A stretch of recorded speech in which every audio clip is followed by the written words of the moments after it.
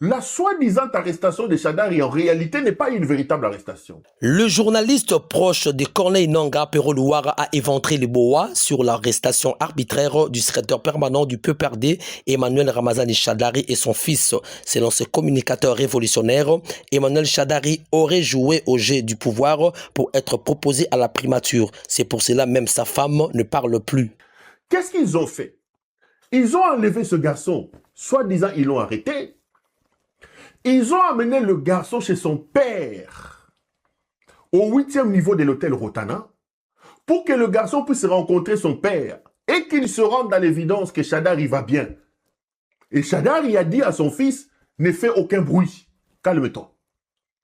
Donc, l'objectif de cette soi-disant arrestation du fils de Shadari était tout simplement pour l'amener auprès de son père, pour qu'il voie que son père va bien. Shadari a rencontré son père. Sa mère, la femme de Shadari, qui a fait des bruits, on a qu'à l'ambassade des États-Unis, on a qu'à l'ambassade à vous entendez, elle ne parle plus. Pourquoi?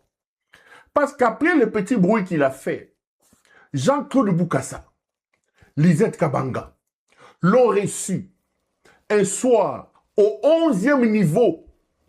Il y a une suite au 11e niveau de l'hôtel Rotana.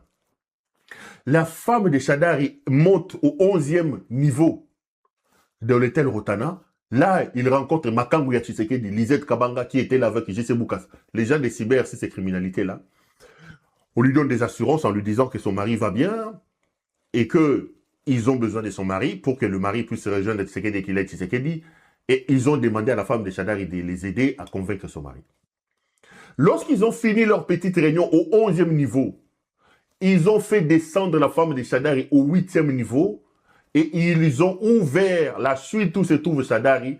La femme de Shadari est allée rester avec son mari entre 1h et 2h du matin dans cette suite-là. Je vous confirme que cette maman-là voit son mari.